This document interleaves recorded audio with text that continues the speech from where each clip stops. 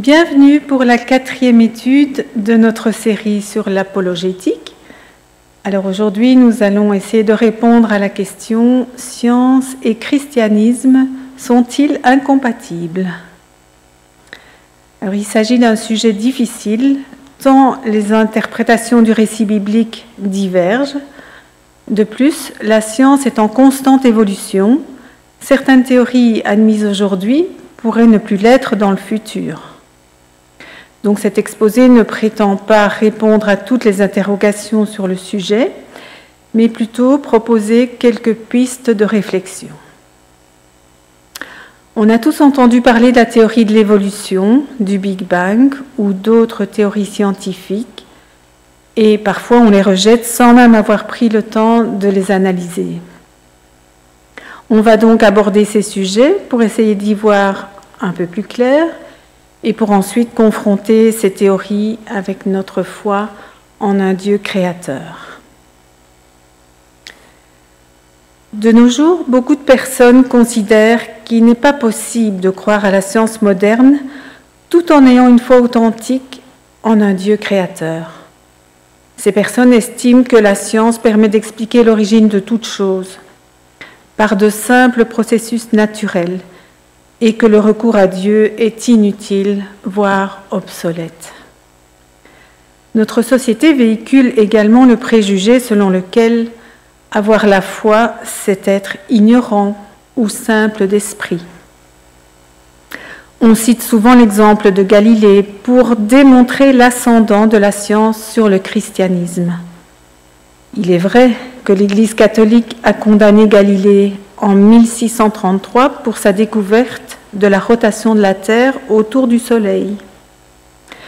Cependant, on oublie souvent que Galilée était chrétien et qu'il affirmait que sa nouvelle théorie, l'héliocentrisme, ne discréditait en rien la Bible. Tout au long des siècles, de nombreux scientifiques nous ont pourtant démontré que pour eux, il n'y avait pas de conflit entre la science et la foi.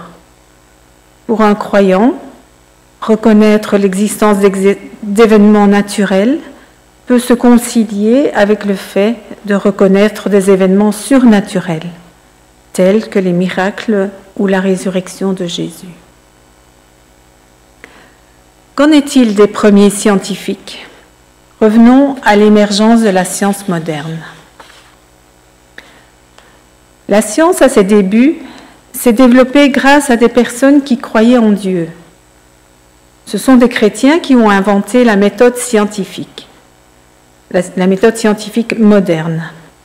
On peut citer parmi les scientifiques de renom, croyant en Dieu, Galilée, Boyle, Newton, Faraday, Mendel, Pasteur, Kelvin, Maxwell, et il y en a encore d'autres que je ne vais pas citer. On peut donc dire que leur foi ne constituait pas un obstacle à leur recherche scientifique. Bien au contraire, parce qu'ils croyaient en un Dieu créateur et en un Dieu, intelligent et cohérent qui avait créé le monde, ils ont voulu comprendre les lois régissant ce monde. Louis Pasteur, pionnier de la microbiologie, a dit ceci : « Un peu de science nous éloigne de Dieu, mais beaucoup nous y ramène. » Cette citation nous montre que pour lui, le fait de comprendre les lois de la nature révélait davantage l'infinie grandeur du Dieu créateur. Pourquoi alors n'y a-t-il pas plus de scientifiques chrétiens ? On pourrait se poser la question. Mais actuellement, de nombreux scientifiques ne croient pas effectivement en Dieu ou se disent agnostiques. Le préjugé dont on a parlé ci avant, il reste ancré dans leur mentalité. De plus, ils subissent probablement l'influence des thèses philosophiques qui ont eu cours au siècle dernier, telles que le matérialisme ou le naturalisme, qui disent que la seule chose qui existe est la matière et que rien n'existe au-delà du monde naturel. Le scientisme est une autre thèse qui affirme que la science est notre seule source de connaissances fiable. Il s'agit en fait de présuppositions philosophiques. En ayant recours à ces méthodes naturalistes et autres, ils excluent d'emblée une intervention surnaturelle, une intervention divine. Toutefois, de nos jours, des milliers de scientifiques reconnus dans toutes sortes de domaines sont chrétiens ou croyants en Dieu.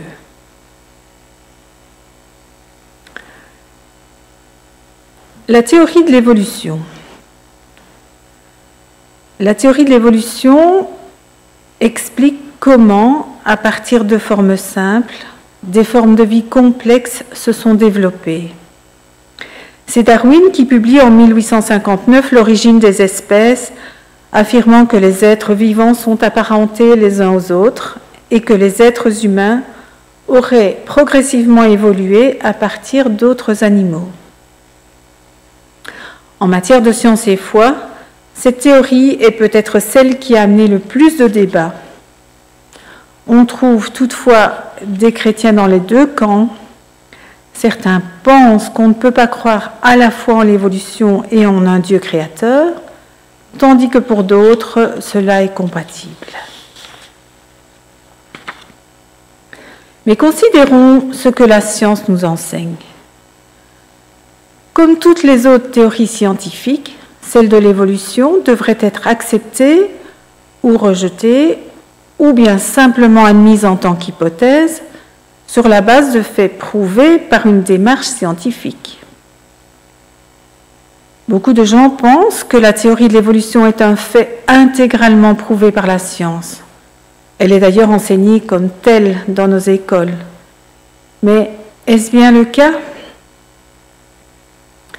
Quel est l'état des connaissances actuelles sur les deux principes majeurs de cette théorie ?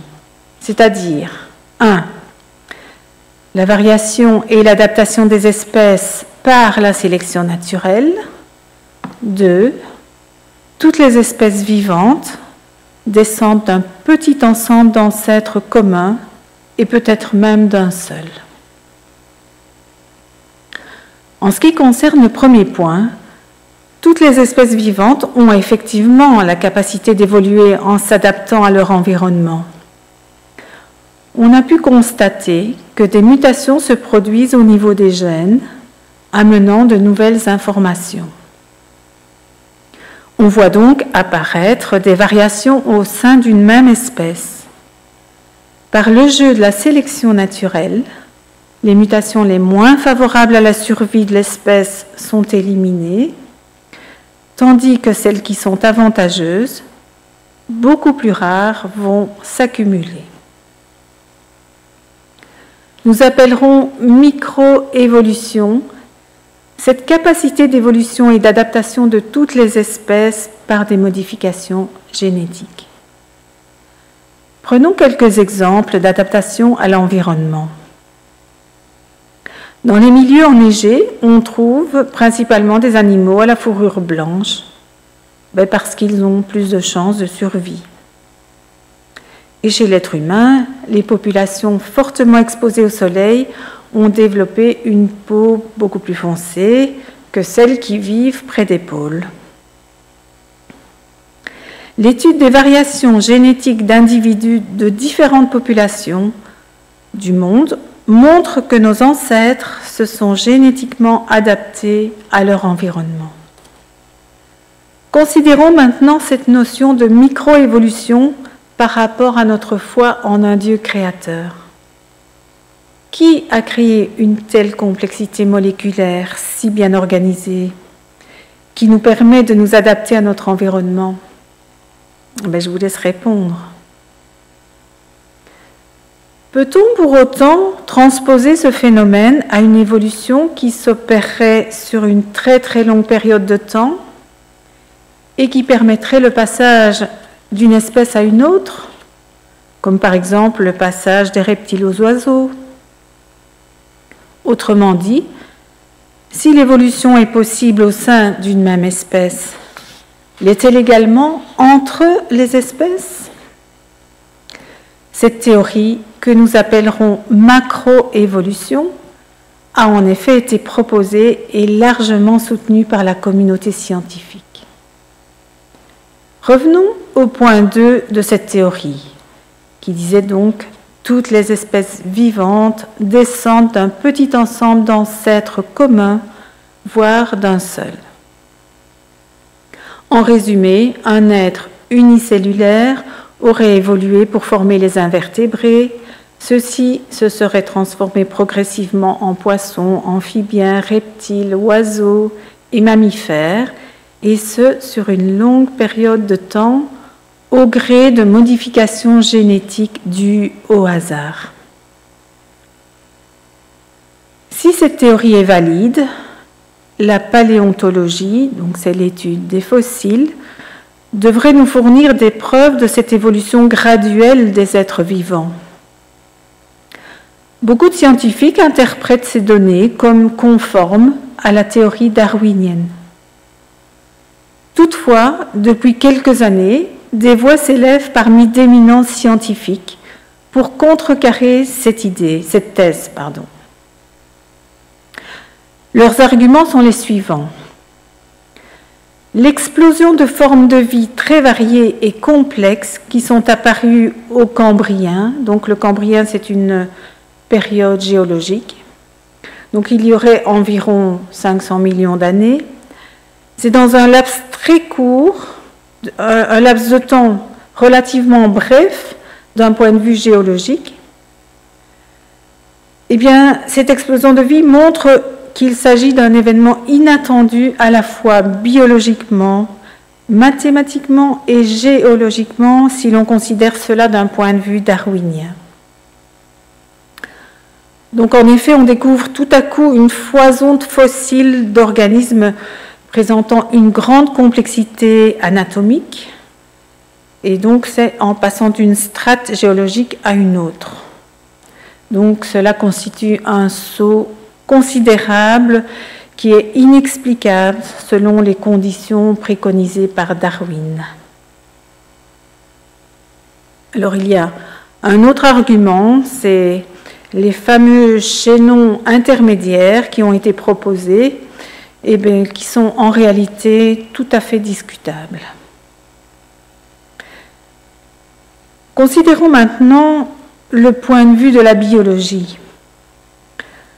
Au vu de la complexité moléculaire que l'on découvre toujours plus chaque jour et qui paraît insondable encore aujourd'hui, il devient difficile de construire une théorie à ce sujet.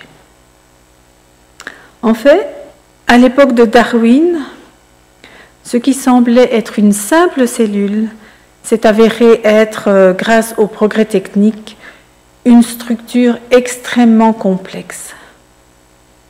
Voici une image de cellule. Donc c'est une véritable usine et nous y trouvons ce fameux langage de l'ADN, codant les instructions pour synthétiser les protéines. Alors, il y a un problème majeur. Comment un tel code génétique a pu apparaître dans la cellule initiale?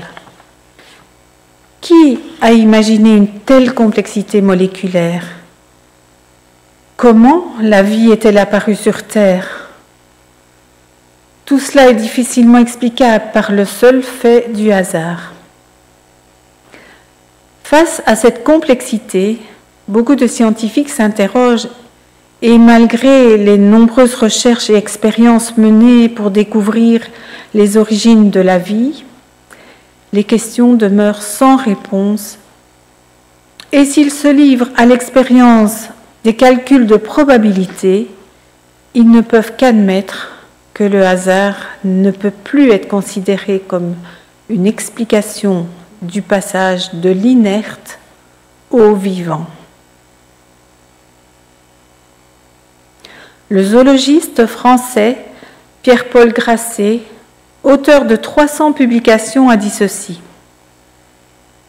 Insister que la vie ne soit apparue que par hasard et qu'elle ait évolué ainsi est une hypothèse sans fondement qui ne correspond pas aux faits. L'intervention divine ne serait-elle pas l'explication la plus plausible en ce qui concerne l'origine et l'évolution des espèces? Le docteur Collins, expert en génétique et un des plus grands scientifiques de notre époque, a dit ceci. Pour moi, cela ne fait aucun doute. Dieu est le créateur de l'univers et a établi les lois naturelles qui le gouvernent. Le réglage fin, la beauté et l'ordre de la nature font état d'un concepteur divin. C'est ma compréhension des processus biologiques qui explique mon passage de l'athéisme au christianisme. Alors voyons une autre théorie, donc le Big Bang.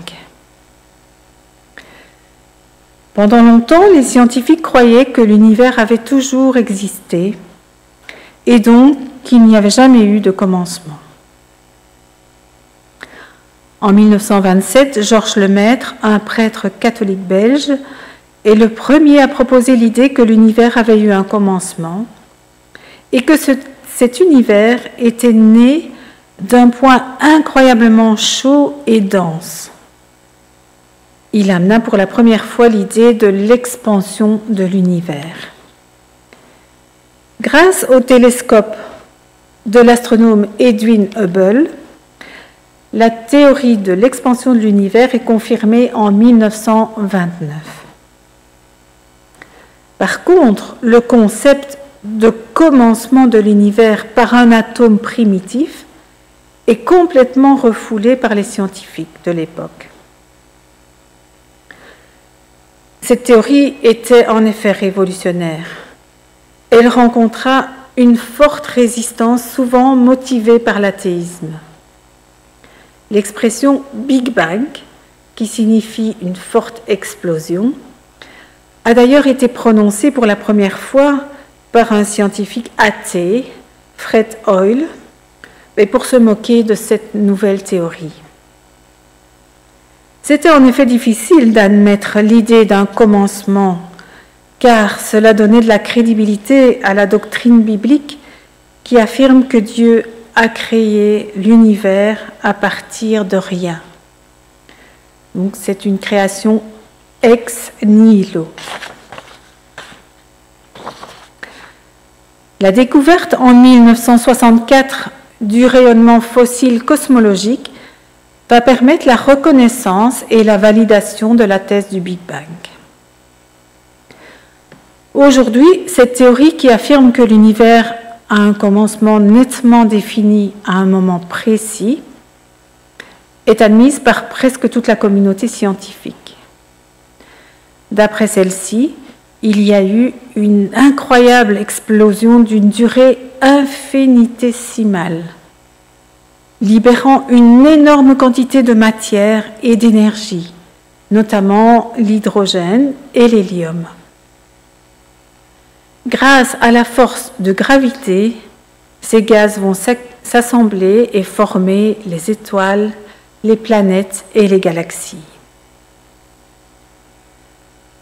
Comment une explosion peut-elle engendrer un univers si bien réglé, parfaitement ordonné, s'il n'y avait pas un plan, une formidable intelligence qui a tout planifié d'avance? L'univers est créé, mais il faut que la vie apparaisse. Or, pour que celle-ci apparaisse, il faut des conditions extrêmement précises. Si une de ces conditions manque, la vie ne peut pas apparaître. Mais surtout, ces conditions devaient être réunies au moment du Big Bang. Donc cela nous amène à la notion du fin réglage de l'univers et du principe anthropique. Les scientifiques ont découvert que les conditions initiales au moment du Big Bang étaient ajustés avec une précision stupéfiante de manière à permettre la vie dans l'univers. En effet, l'existence de l'univers, son fonctionnement et son évolution reposent sur un certain nombre de données initiales et de constantes physiques qui semblent avoir été ajustées avec une précision inouïe.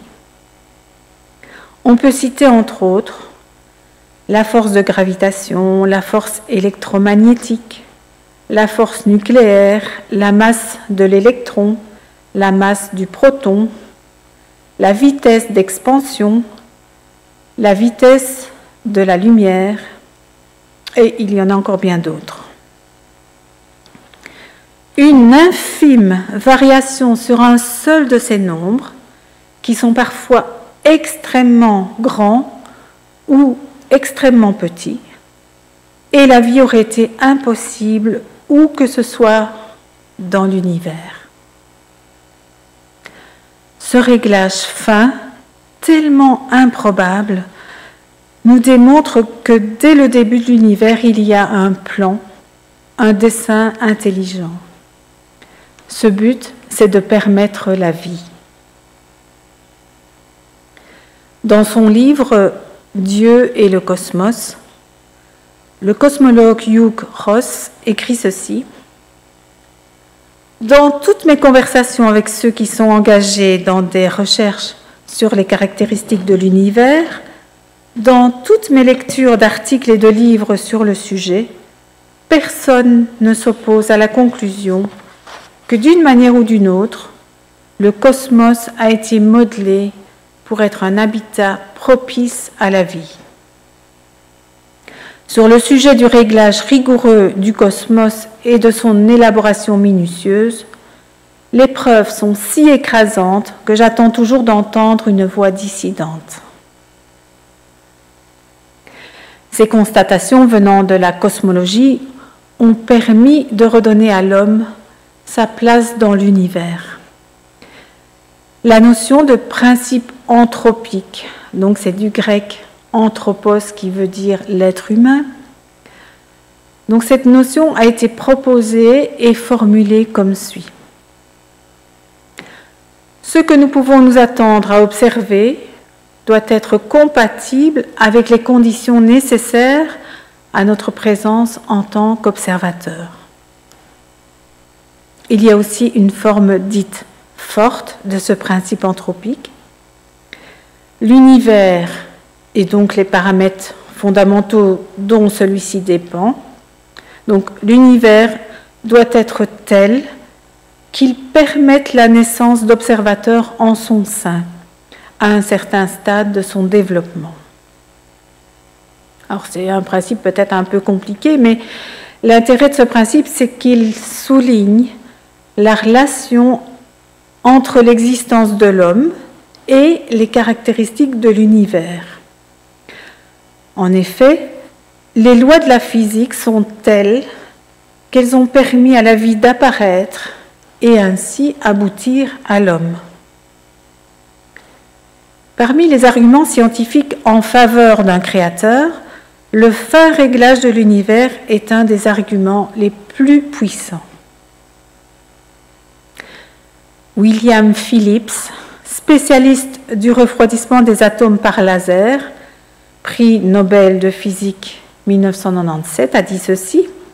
« Pourquoi l'univers est-il si incroyablement adapté à la vie? Et plus encore, pourquoi est-il si minutieusement adapté à notre existence, à nous? Cela constitue-t-il une preuve scientifique légitime pour prouver l'existence d'un créateur intelligent? Cela se pourrait. Reste que cette preuve n'est pas partagée universellement. Pour nous croyants, nous croyons que nous existions déjà il y a des milliards d'années dans la pensée du Créateur. Comme dit David dans un psaume, « Seigneur, avant même que j'ai été créé, que j'ai été formé dans le sein de ma mère, étaient inscrits sur ton livre tous les jours qui m'étaient destinés, avant même qu'aucun d'eux n'existe. Donc nous croyons qu'il y avait de l'information avant le commencement de l'espace-temps.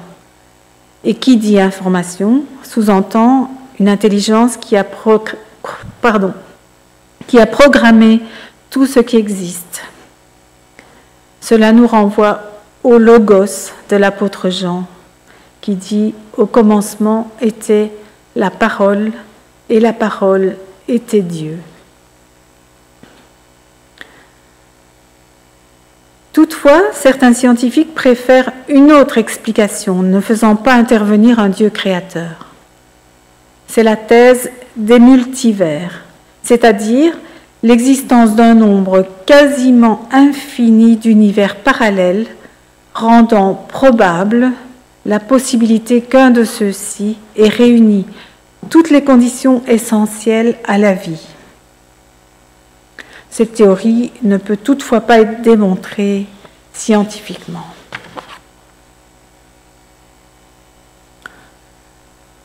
Alors une question qui se pose, c'est comment aborder le récit biblique de la création. Diverses interprétations ont été faites du récit biblique de la création. Certains ont tenté de faire concorder le texte et les découvertes scientifiques. Pourtant, la prudence s'impose parce que, d'une part, la Bible n'est pas un livre de science, en ce sens qu'elle ne donne pas de description technique détaillée sur les phénomènes naturels. Et d'autre part, les théories scientifiques peuvent changer au cours du temps, comme ce fut le cas pour la théorie du Big Bang. Il faut aussi tenir compte du style littéraire utilisé, du contexte culturel, afin de bien interpréter ces premiers chapitres de la Genèse, et tenir compte aussi du but poursuivi par l'auteur. Le but premier est certainement de nous dire que le monde dans lequel nous vivons est l'œuvre de Dieu, qu'il est l'auteur de toutes choses, et que notre vie a été voulue par Dieu et qu'elle prend tout son sens dans la relation avec son Créateur. Toutefois, il s'agit d'une même réalité, et s'il ne faut pas chercher à faire dire à la Bible ce qu'elle ne dit pas, nous ne pouvons pas mettre de côté ce qu'elle affirme. Conclusion. La théorie du Big Bang ainsi que le fin réglage de l'univers ont mis à mal les athées d'aujourd'hui. Comme nous l'avons dit précédemment, la preuve en faveur d'un commencement à notre univers renvoie inévitablement au récit de la Genèse, c'est-à-dire une création à partir de rien, et donc le commencement du monde ou le début de l'espace-temps. De même, le réglage précis de l'univers en faveur de la vie ne laisse aucune possibilité à une explication faisant intervenir le hasard. En ce qui concerne la biologie, la complexité est telle que les scientifiques reconnaissent ne pas être en mesure d'expliquer les origines de la vie. L'explication la plus plausible, c'est qu'il existe un Dieu dont l'intention était de générer la vie. S'il semble ne pas y avoir d'opposition réelle entre notre foi et les conclusions actuelles des scientifiques, quand on s'en tient aux faits et aux preuves clairement établies, il existe des domaines dans lesquels il n'est pas toujours facile de concilier nos convictions théologiques avec certaines découvertes ou théories scientifiques. Restons prudents, les théories, qu'elles soient scientifiques ou théologiques, sont sujettes à révision. De plus, la science n'est pas notre seule source de savoir. Il y a l'éthique, il y a l'esthétique, entre autres. Une description scientifique de l'homme et du monde ne nous révélera jamais tout. Comme dit Rebecca McLaughlin, instinctivement, nous savons que le monde est bien plus que ce que la science peut décrire. En effet, en observant le monde qui nous entoure, nous pouvons instinctivement reconnaître l'œuvre d'un puissant Créateur. Romains chapitre 1, verset 20 illustre bien cela. Les perfections invisibles de Dieu, sa puissance éternelle et sa divinité se voient depuis la création du monde. Elles se comprennent par ce qu'il a fait. Merci pour votre écoute.